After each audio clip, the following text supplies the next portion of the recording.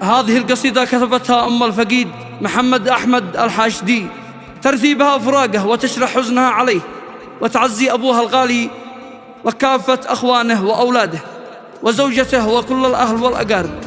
والقصيدة تحكي وتعبر بما فيها. أداء الشاعر أيمن هيثم.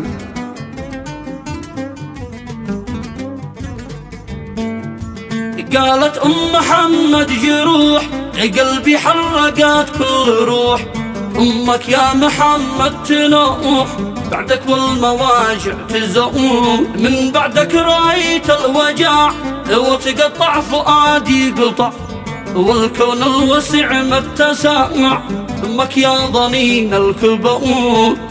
مسرع غبتي يا مهجتي يا ابني يا صلا دنيتي، كم سالت عليك دمعتي ليتك يا ابن قلبي تعود.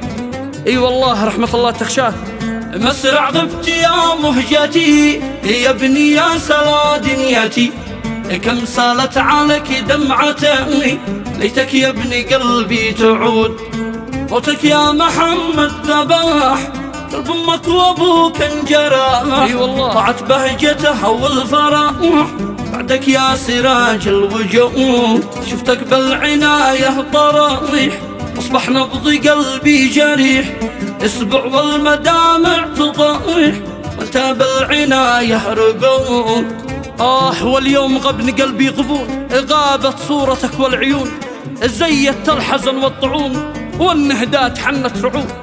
اي والله رحمة الله تخشاه. واليوم غبن قلبي غبون، غابت صورتك والعيون، زيت الحزن والطعون والنهدات حنت رعود. يا أحمد مات ابننا ودعنا وفلت لنا، يا قهري ويا حزننا ما للحزن بعد حدود. أولادي فؤادي علي أحمد مات يا نبيل، دمعي يا أمين كم يسائل خبت يا سعيد الوعود. يا دمع البنات الخوات فارك محمد ومات، ضمين أمك يا البنات دمعي حرقين الخدود. يا دمع البنات الخوات فارك محمد ومات، ضمين أمك يا البنات دمعي حرقين الخدود.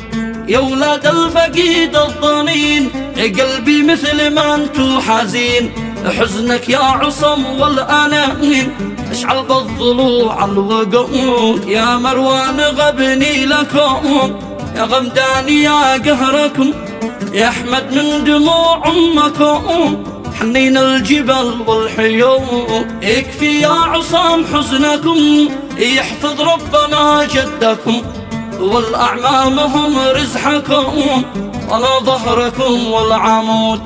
موت ابني قهر خاطري والله اعتمى ناظري، يا عيني عليه اسهري كي بالحزن والسطوم. يا ابني يا حنيني حنين قلب امك بقبرك حزين، كيف اصبحت يا ابني دفين ما قد بك سخال اللحوم. اي والله رحمة الله تخشاه. يا ابني يا حنيني حنين قلب امك بقبرك حزين، كيف اصبحت يا ابني دفين ما قد بك سخال اللحود. ناديتك وحالي صعاي ابني رد صوتك وجايب، كيف تسخى على امك تغيب انت عطرها والورود. ناديتك وناداك اخوك والقبر استقى دمع ابوك، واولادك معي يحزنوك والزوجه بدمع الخدود. يا ابني ليش فلتنا والله ما سلي قلبنا، يا ابني ضاقت ارواحنا الايام ظلمه وسود. الله يسكنك جنته ويجازيك في رحمته، اترجاه في قدرته الرب الرحيم الودود. واختم بالصلاه والسلام اختشى رسول الانام المختار نسل الكرام، له صليت طاعه وجود.